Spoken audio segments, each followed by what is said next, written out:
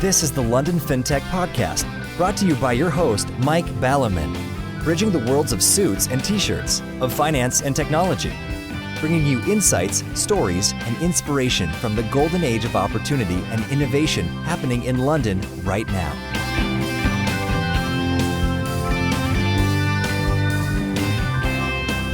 Hi, this is Mike Ballerman. This is the London FinTech Podcast, episode 224, brought to you in association with Smart and enlistedboard.com. And I'm delighted to be joined today by Dr. Rick Schaefer, a partner at Target Global, to discuss early stage investment in the current VC funding winter. Target Global is a pan-European technology investment firm with more than 3 billion euros of assets under management, whilst investing across all stages from the startup to realization life cycle. They are relatively unique in investing from pre-seed to A rounds. To date, via their 4 global offices, they have backed some 15 unicorns and also have an investment in a little app bank you may have heard of called Revolut, who are not so little these days. You might also have heard of funding drying up in Europe and layoffs in the UK tech sector. So today we meet to discuss the intersection of early stage investing and the VC drought. When the tide goes out, both are tougher, both for the businesses but also for the VCs. Plenty to talk about, so let's get on with the show. Good morning, Rick. Thank you for joining me on the show today. Good morning. Thanks a lot for having me. I'm really excited to be part of your show. So we were talking when we were connecting you with wires, as we're live here on a very cold, manky day in London, snowing at home when I left, about being fit. And you look fit, but it turns out that you're getting even fitter than you look. So what's behind that? Yes, I had this mad idea of starting to train for triathlon a couple of months back. How hard can that be? Well, it's hard with this weather, let's put it like this, because you obviously have to do a lot of it outdoors. And it would have been easier living in South Europe, especially for the cycling part. But it's been a great journey so far. My big event's coming up in June, so that's when I'll have to peak. So I still have a bit of time. I was about to say that, I was about to ask how long it takes to train to be a triathlete. But of course, that's a rather silly question because it's a bit like saying, how long does it take to go up Everest? Well, it rather depends whether you're in Kathmandu or a Camp 3 in the first place. So what was your base level of fitness and how long is it taking you? And how many hours a week are you devoting to it? You know, I couldn't really swim last summer.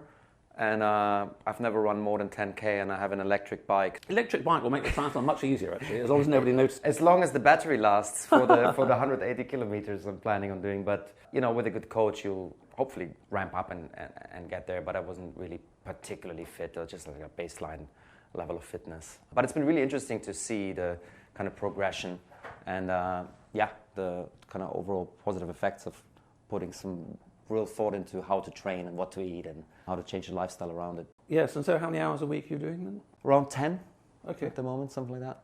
So that's quite a bit, but not completely insane yet. It's not completely insane. Do you have to go up at 5 a.m. and sort of put an hour and a half in or something crazy? I do get a lot of stick from my wife, but that's maybe a topic for another conversation. I don't want to go... That's another series of podcasts. Yes. Excellent. And in terms of, as you say, the sort of non-fitness benefits, well, actually, we were talking beforehand that tomorrow night, it's the first time in 40 years I'm spending the night in my college as I'm talking to their newly founded entrepreneurial society. And I think that was the last time, 40 years ago, I was relatively fit. And then you had to get up at 6 o'clock in the morning, which was insane to go rowing up and down the river. And my recollection of that was I was tired all the time, actually. I mean, the 2 kids don't help. So that's, anyways, I'd be getting up at 6. Okay, so in terms of your career journey, what is it that brought you to VCing and triathloning in terms of from when you were at college or school or wherever you were, and I assume a little bit sort of southeast of where we are today? Yes, so I'm originally from Germany. I came to the UK in 2008. I had kind of my first stint in tech when I worked for Jumba, the ringtone company of the Summers back in 2002.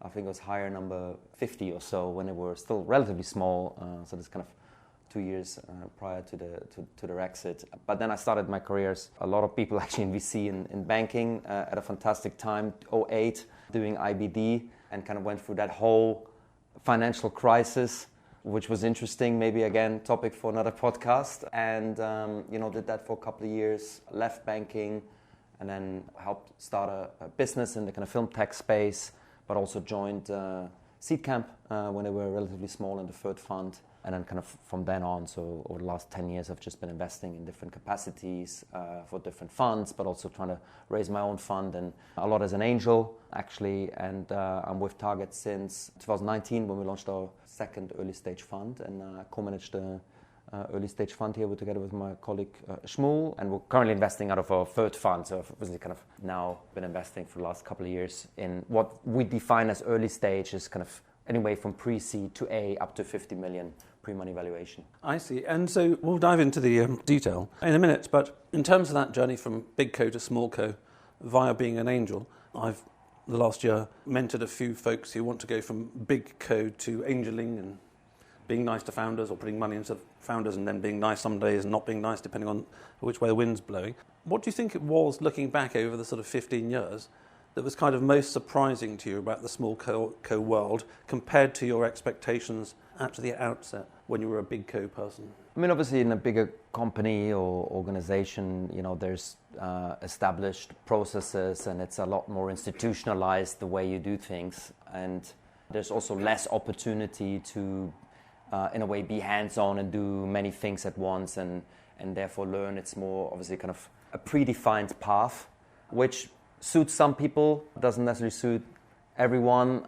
For me, also wanted to be on the buy side, and I wanted to be more entrepreneurial, which of course is a lot easier in a smaller setup, or as going out solo or going out with a partner. And I think particularly now with this kind of technical revolution that we're in, the opportunities are immense, right? If you think about anything from investing to starting a company, and of course that's a lot easier when you're in a smaller setup because there's less rules that you need to abide by. So yes, it's a spectrum between sort of organic and, talking of southern Germany, BMW factory. Mm-hmm. Once you're a Citigroup or something, you're a BMW factory. You've got processes, procedures to ensure very reliable output and controlled and all that kind of stuff. But at the earlier stage, it's a very sort of organic thing, very creative, of course, very chaotic at the same time. If there wasn't some chaos, then it wouldn't be able to move and change rapidly, which I guess leads quite nicely into this point, which is relatively anomalous, I feel, based on my experience, which is not all VCs volunteer to invest in the sort of very early stage, because even if you're a very clever picker of good businesses, the early stages have still got a huge uncertainty around whether they're even going to get an aeroplane built, let alone if they can get the aeroplane to the runway, let alone if they can get it halfway down the runway going sort of relatively quickly, let alone if it actually goes off the ground and above the trees. Most VCs, I would have thought, quite like to see the aeroplane has cleared the trees at the end of the runway. Now we just give it a bigger wings and more fuel, ruining my metaphor completely. Yeah, I mean, different strategies, of course, different products that you sell to your investors, and then therefore also different risk reward and return profiles. I think for us, the way we distinguish, because we have two funds, early stage and growth, is really around also the question of kind of product market fit. So with our growth fund, which is €500 million fund, we typically back businesses that have reached product market fit and now need capital to scale, right? And kind of early stage, it's pre-product market fit, but really we don't necessarily kind of back businesses at seed, we back people. And it's of course a lot more difficult. For me, personally, the reason why I love early stages, because it also gives you a different opportunity to actually work with the founders and help them, in a way, build the business or try to be helpful in kind of getting the plane to lift off. It's hugely rewarding if it happens. And it's just a different strategy, really. Happy to go into more detail, because it was like an interesting discussion, what works better. Yes, and so in terms of backing people, I would assume that the logical thing to do is to back people that you know, and not only that you know, but who have succeeded before. So at least all they're doing is working in a new space, a new market area, rather than going through what the newbie founder does, which is working out what the hell foundering is and growing a business is and recruiting people is and scaling and all that kind of stuff. They've done that, so they presumably know that part. And correct me if there's a different approach. But the challenge then, and I think to various sort of founders back in the day, which is that just because you've succeeded once doesn't mean you're going to succeed twice. And then there's also the phenomenon, which is that a founder may be, for the sake of argument, 22, really hungry, really driven, working 27 hours a day, 9 days a week, and make a great success. And then he may do the same thing again. But then by the time he's sort of 44, no longer a triathlete, got several divorces behind him, and he may be rather more burnt out and no longer have what it was, the drive. You'll have more knowledge, you'll have more contacts, you'll have more experience. But there's some, going back to the triathlon, I'm sure it's something that one experiences doing a triathlon. At a certain point, it's not so much your arms and legs that keep you going, it's the drive, which is, I'm going to do this. It's something from the heart kind of stuff, and that can wear out with time. How have you found that dimension? Yeah, so maybe we take a step back, right? We want to back people that, in a way, bring an unfair advantage. And this, of course, if you're a second-time founder, you'll have learned a lot from your first, as you said, kind of first venture. A lot of mistakes that everyone automatically does, and I think that's definitely an added benefit. Because you talked about divorce, right? If you're a founder that is in its 10th venture and every 2 years starts something new, it's a little bit someone who's had his 10th divorce. Maybe the concept of marriage isn't for you.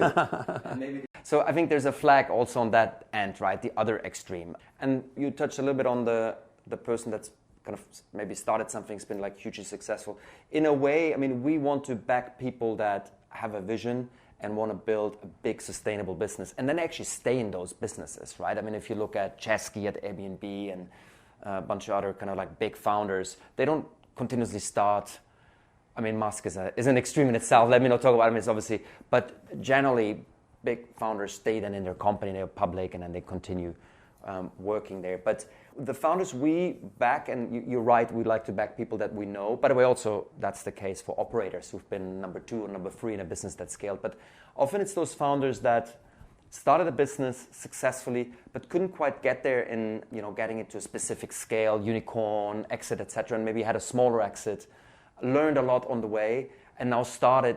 And yes, that drive is hugely important, but I also feel like you either have the founder gene or you don't, right? And if you have that bug and you have that gene, and it also comes from that drive to solve a specific problem and to build a big business. And we like those kind of founders. And in fact, in the third fund, we backed a couple of folks that had an exit somewhere in a single-digit or double-digit million, and then now they're trying it out again, but with a kind of clearer vision and in an almost more focused way, avoiding the mistakes they might have done in the first instance.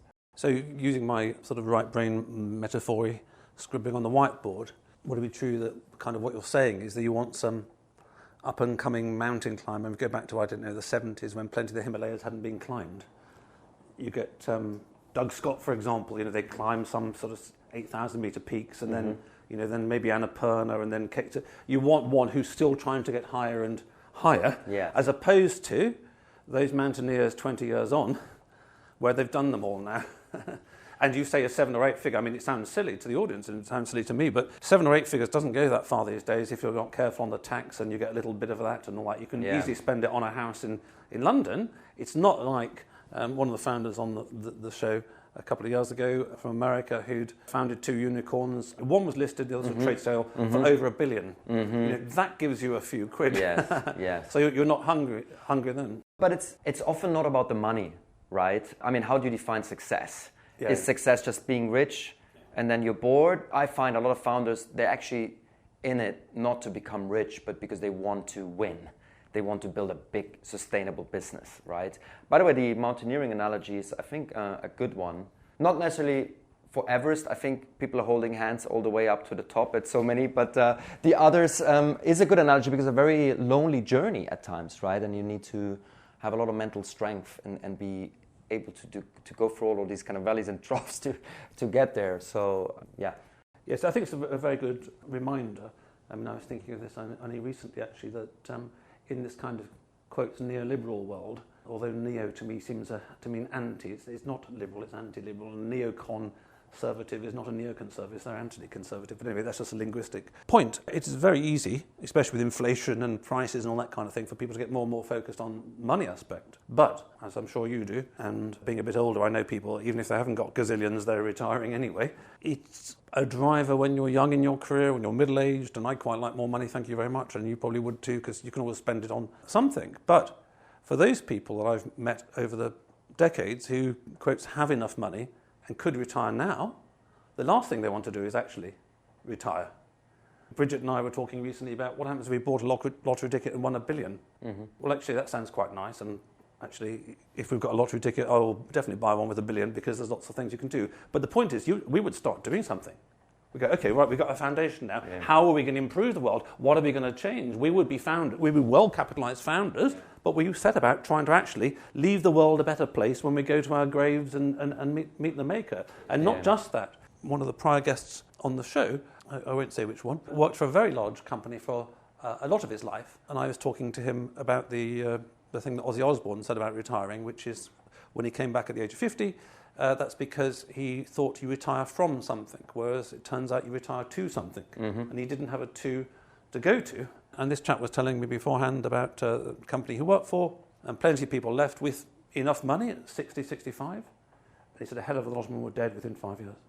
Because if you've got a demanding lifestyle, and you've got some reason to get up in the morning, you're driven all the time, and then you just sit at home and have a slice of toast with another newspaper, you just sort of... So for us, when it's almost a bit of a flag if a founder at that early stage starts talking about secondary and exit and ways to make money, because we're investing, and this is almost a bit back to the original question, kind of the two products, early stage and growth. We're investing to return 5 to 10x to our LP. So I'm taking a bit of a detour here, right? So every deal we invest in needs to have the potential to return 160 million, 120 million euro fund, which means we're looking for big outliers, billion-dollar businesses. And if we have a founder that with the first M&A offer sells, that's not necessarily for us. If you want to build a lifestyle business, that's, by the way, fantastic. It's just then you need to seek out different sources of capital, right?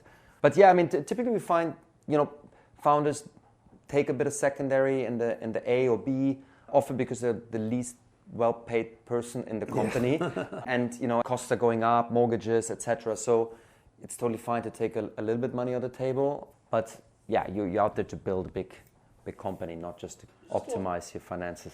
Yes, and before we go into the sort of current funding landscape, which we haven't discussed explicitly on the show so far this year, you said one thing which was sort of interesting, and again, this might just be how you subset the market rather than this is the absolute thing, which is you quite like finding founders who will go over all the way. I think it was my feeling, certainly when I was speaking to people about the book, but also now doing the podcast for 9 years, that there are a few founders like that.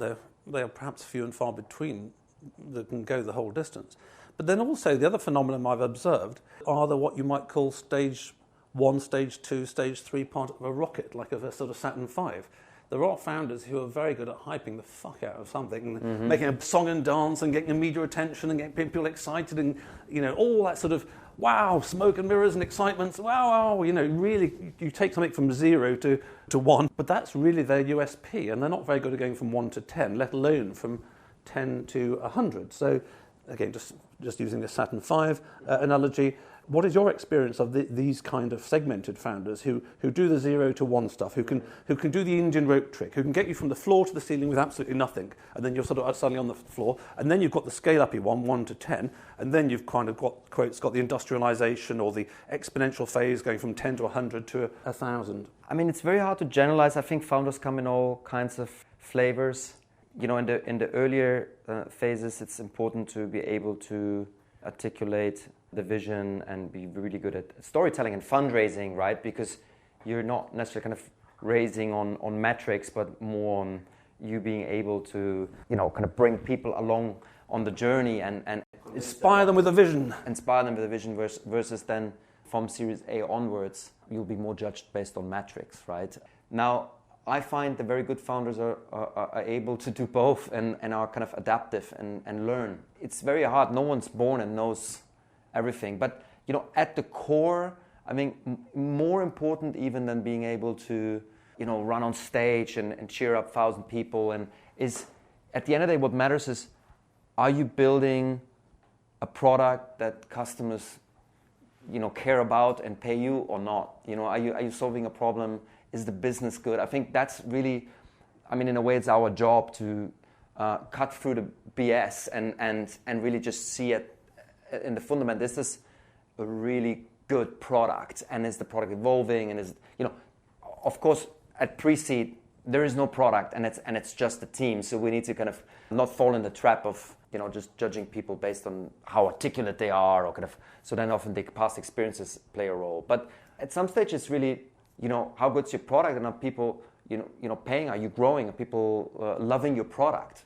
Right? Would they be upset if you take the product away? Do you have product market fit? Really, that's really what matters, actually, right?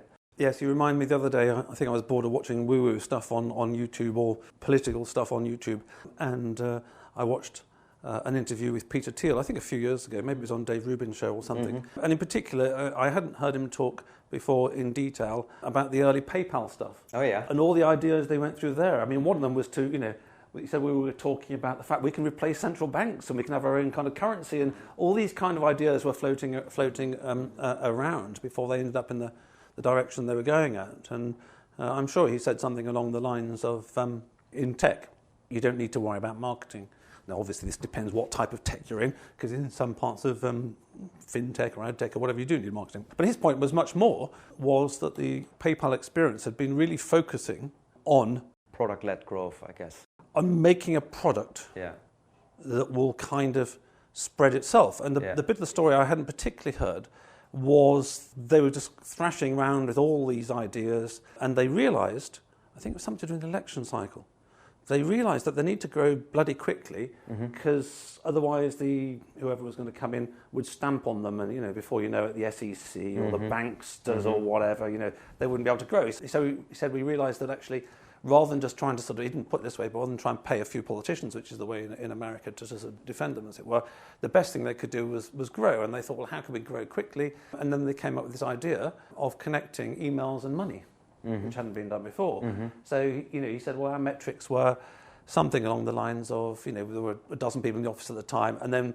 we got them to email money to each of the 12 of their friends or something like that. And at some crazy stage, they were doing, 10% growth per day or something, because it was spreading, it was kind of, quote, going viral in that way. And therefore, the network effect sort of happened. And then they got to a scale where they couldn't just be sort of crushed because the banks wanted to keep payments to themselves. But interesting tale. So, moving on from this sort of the early stage considerations, and whilst you explain it very clearly, I'm sure, like many things, there's an art to it. Like riding a horse or something, you can learn to ride a horse, someone can tell you how you ride a horse, but then there's lots of differences about how well people can ride horses. The funding landscape, it's been an interesting few years, one way or another. It turns out if you turn the light switch on and off for economies and pay people to sit on sofas, it doesn't really do the economy much good, and that's before we get into issues of QE and monetary explosions, and then monetary policy and inflation and blah, blah, blah.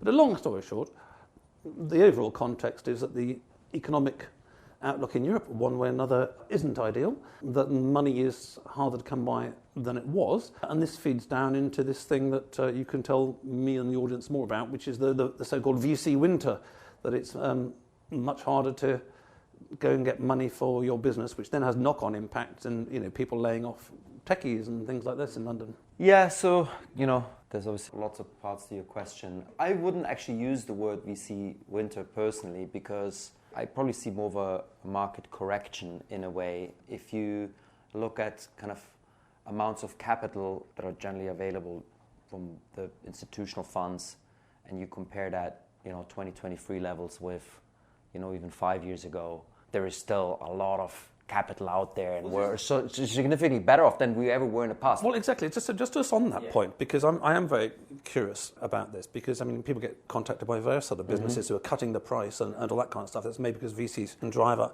better deal, and the less honest VCs than you say, there's a winter. The way the process works is very indirect, from interest rates to the amount of money in VC funds, because you have your VC funds. It's not like you're going to the market every day and trying to, as it were, take out a mortgage, as it were, and interest rates have gone up and you're paying more for it. You raise a fund for the sake of argument last year, you've got the fund, it doesn't disappear. Ditto every other VC in London. So what may get a bit trickier is at the margin. Anybody trying to raise new funds this year might find it a bit harder when they knock at the doors of pension funds. But I don't know what the percentage would be, but the percentage of, quote, new VC money in London raised every year compared to the stock of VC money is relatively small, isn't it? I mean, yes, for sure. There is kind of knock-on effects, and that's driven by the LPs. I mean, everyone has a customer. We need to go to LPs to raise capital, and I think those kind of larger LPs, you'll see a bit of a separation between the funds that have managed to create DPI, so have managed to return funds and have good performance, and those that, for whatever reason, haven't managed to create those returns, and therefore, because it's a competitive process where you're benchmarked, will fall behind, right, vis-a-vis other funds. So I think, yes, it's going to be a lot easier for the top tier funds to raise vis-a-vis maybe even the newcomers or as I said, the funds that haven't really managed to return any capital. And those LPs, they'll say, well, before I commit again, I want to see some capital flowing back first. I mean, that's just generally globally how that knock-on effect kind of works, because their own return expectation changes, etc. I think the other part of this kind of, when you look at funding landscape, where you see some of the effect, particularly in the UK, is non-institutional capital. We have here with SES, EIS, a lot of incentives for angel investors and new types of investors that entered the market, and they're pulling back a little bit, right? So, the rich banker or someone who hasn't necessarily kind of invested in the past, and in 21, 22, because there was more capital available, was easier to write a quick check. Those not necessarily dry up, but I think it's probably going to be a bit harder, also crowdfunding. But as I said in the beginning, I think there is generally still a lot of capital out there. There's also new market entrants, like if you in later stage, if you look at PEs moving a little bit down, you have corporate venture that's entering the VC market. And what we see though is valuations are more reasonable compared to the last 2 years, which is, I think, a healthy development. Is that not just froth coming out of the market though? Because things are non-linear. They get, everything is, in a sense, to me, a bit of a sort of a bit of an echo of the big tech boom around the year 2000. Prices go through the roof and then they go down. Like with a lot of things in the economy, right? You have these swings. I think, of course, with more capital, what you've seen in 21, 22 is that a lot of the prices were driven not necessarily by the fundamentals of the business, but by competitive dynamics. Yes, exactly. Right? Two funds bidding, and then because everyone sits on a lot of money, you just want to win the deal, and the valuations go into territories that are just not healthy, right? So that's been driving. I think we see some of the corrections, some of the kind of growth rounds now happening at kind of say flat rounds vis-a-vis 21. Already a success, by the way. It was a crazy high valuation. I think people will look more at multiples and look more at kind of the real fundamentals of the business, and not just paying whatever valuation just to be in a bull market. Yeah, the classic bull market effects, right? So what does all of this really mean then if you're a founder seeking early stage funding right now, or in practice, how does your day job look different from 1 or 2 years ago, other than when you're queuing outside some hot property, the queue is shorter? Mm-hmm. I mean, I actually think that's why I said the word winter is a bit misleading, because I think it's actually a really good time to start a business. It might sound a bit counterintuitive, but if you look back at the last kind of recessions, 2008 or so, that's the time when you had some of the now biggest tech companies actually come to life, right? And particularly now, what you'll have as a founder is a lot of talent that's available, and versus 2 years where it was really hard to find engineers and so the benefits of the layoffs is, if you're starting a company, you have access to a wider pool of folks that are out there and happy to join a new venture. That's one. The other is, there's been a lot of infrastructure that's been built. In fintech, for example, if you look at the banking as a service and all the open banking plays and different companies providing APIs, etc. If you want to start a company, you can do that in a very lean way today, versus in the past where you had to build a lot of that stuff yourself. You can launch a company by hacking your way into an MVP with a lot less kind of capital required. And then, we are still investing at Target. I mean, I mentioned, I think, when we spoke last, we've done 4, in the process of doing the 5th pre-seed deal. So companies that haven't really gone out yet with a product and are still kind of in the building mode. And the question is, of course, what do you do if you're not a second-time founder, and if you don't know a VC and you have a great idea? I think one change that I see now more and more businesses do, they start with a kind of service element of the business. So they focus on revenue first, and not necessarily in building immediately that scalable business model. In software, you see that a lot. In the past, you might have been judged on having, is this a pure play SaaS play where everyone, or do you have like a tailor-made solution? And I think that's okay. Actually, in fact, it's often viewed as a team being really commercially minded and focusing on monetization first. So, it's not easy, but I think it's actually a good time for the reasons I mentioned. Okay, and then in terms of the outlook, what sectors do you think are going to do well in London? What particular areas, verticals, do you think new founders should be looking at in the coming years? One of the problems, I don't know whether you find as a VC, similar to me, you've got 1,000, 2,000 people knocking on your door every year. You plough through them. I've got sort of thousands of emails coming in. I plough through them. And after a while, your kind of eyes glaze over and, it's very easy to get into the uncreative frame of mind, which is, blimey, everything's been invented already. Because when I get sort of the 1,000th email saying, our guest wants to tell your listeners how technology is going to make finance cheaper and faster and better. I go, oh, God. So in a sense, it's a bit like Sherlock Holmes. It's always hardest to spot the dog that doesn't bark. So it can be quite hard to spot the areas that aren't covered by the 1,000 people who come knocking on your doors every year for money. But what's your personal feeling, having seen it in the round for quite some time, about the areas that are ripe for dislocation? Let me try and answer that in a different way, because I think every VC will, at this stage, tell you about the thesis-driven approach they have and how they kind of map the world. And some rational. It's all logical. Of course, we have that as well. It's easier for us to, if we have a framework, look at a company and say, okay, it fits into how we think the world evolves and not. But the reality is, great businesses have been built, and by disrupting, or not necessarily kind of coming up with a completely new market, but just disrupting the way things have been done. Look at all the payment companies that emerged in Europe, right, over the last. And really, it's luckily not down to us to come up with these new ideas, but down to the founders. Our job is more to see, okay, who do we believe is the right team, is a AAA team to then create the opportunity, right? But from a kind of 20,000 feet perspective, I think fintech, we're really still at the beginning. There's so many areas where, as a customer, I'm still not happy, and I think there has to be better ways of doing things. And then, with new technologies, I think we'll see whole new sectors. OpenAI is obviously, generative AI is an obvious one, but all aspects of GDP, I think, will go through a continuous cycle of innovation and improvement through technology. We're actually quite excited. And, since I'm in venture, there's always been this, but everything's been done now. Yet every year we see like really great businesses come out and do something new, right? So Yes, humanity never sleeps. It's probably like when farming had really caught on and sort of a few hunter-gatherers left and everyone's farmers now. Well, what else is there to do? And then Industrial Revolution comes along. Well, we've got factories, we've got steam trains. What do you need after steam trains? Well, aeroplanes and et cetera, et cetera. And now we're disrupting the airplanes. Yes, quite.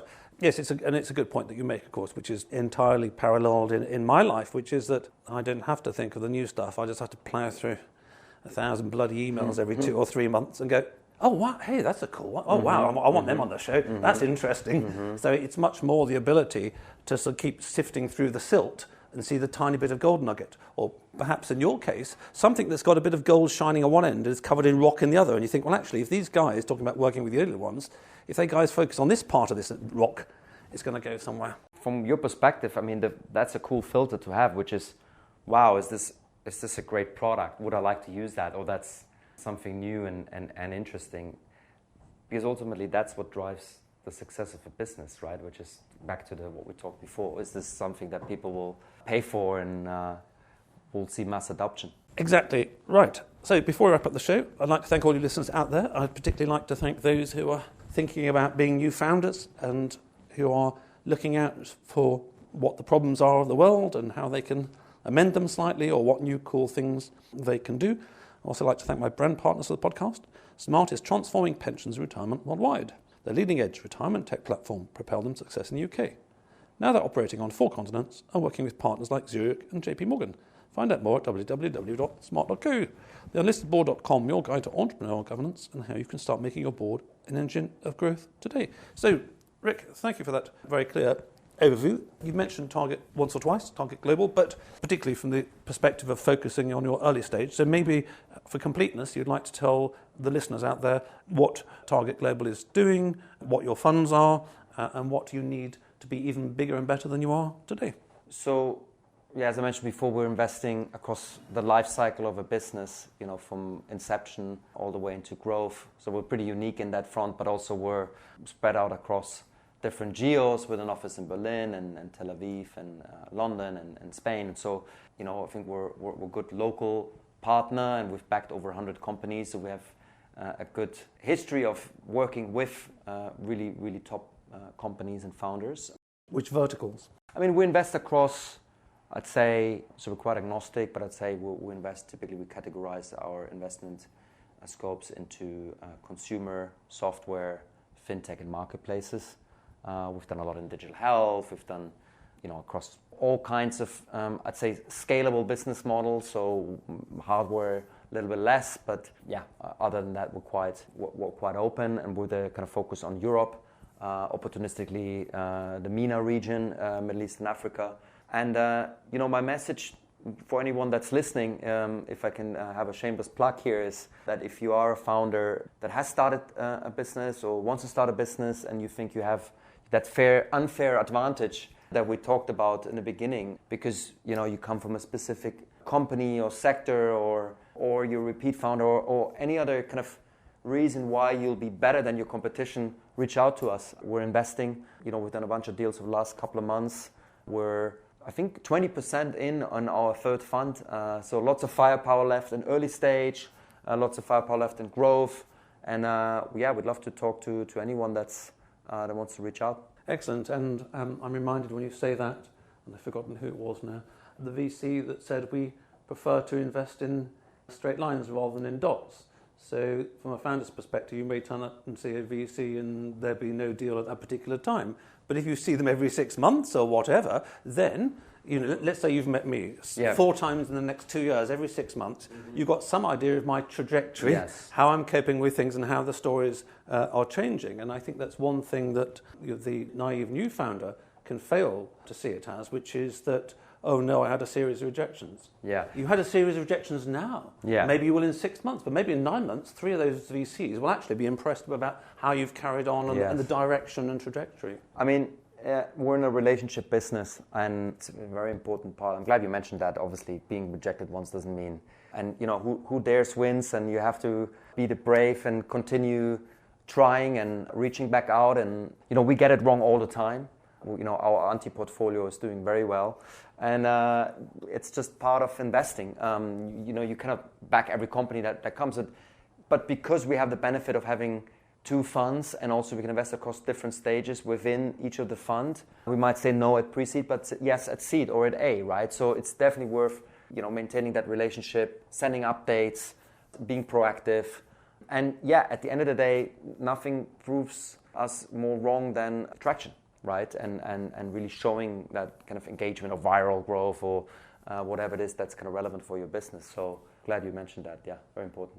Excellent. Yes, I've got a book somewhere called "The Road to Yes is Paved with No's" or something, or "No is the Way to Yes" or something like that. And thinking back, talking about relationships and somebody who isn't divorced, a buddy of mine decades ago, he got turned down by a young lady for years. And eventually, she married him. And now they've got several children. He's a very important person, and they lived happily ever after. So if he'd given up at the no's, and I use that metaphor because I'm sure both boys and girls listening to this show will have come across no's. That's just no today. It may not be no tomorrow. So thank you very much for that, Rick. That's been very helpful. I particularly like the decomposition of this narrative that it's some kind of nuclear VC winter out there. Maybe some of the froth is blown off the bubble. And also I like the positive take, which is that, last time there were significant challenges, 2008 onwards. Well, I think in about 2010, wasn't it, Funding Circle and TransferWise and I don't know, it's Revolut, a whole bunch of them, really important ones founded then, and in the same way now, that if the economic situation keeps deteriorating, then it will lower the cost of labour. It will make it harder for all the VCs to find something hot and sexy to invest in, and it may be time to plant the acorns for the next forest of oak trees. So thank you very much for that, Rick, and I wish you and Target every success in the future. Thanks, Mike. Thanks for listening. If you're in need of a non-executive or advisory director with deep expertise, experience and contacts in the worlds of both traditional FS and fintech, or unique insight into how to make your board an engine of growth today, contact me at mike@mikeballiman.com. If you just need one-off advice in these areas, via clarity.fm/mikeballiman. We could sit in a bender all day, watching the firelight dance, watching the firelight dance. We could walk in the mountains before dawn, watching a happy moonrise, watching a happy moonrise.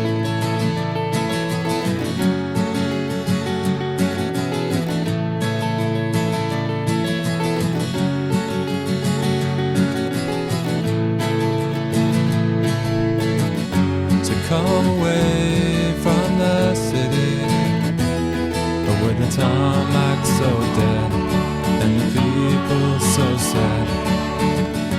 Come away from the city, with the faces so grey, with the pain of the everyday.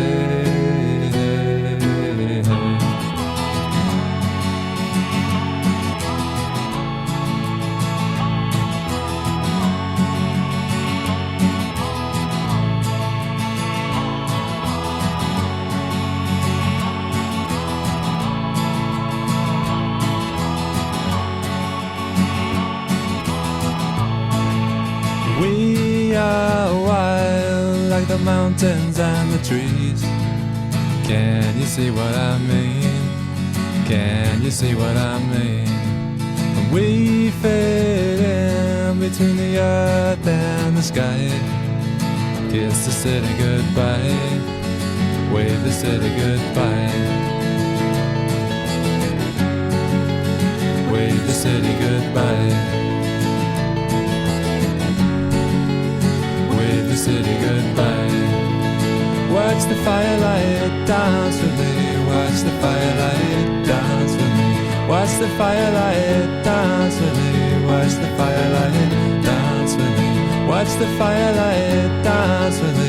Watch the firelight dance with me. Watch the firelight dance with me. Watch the firelight.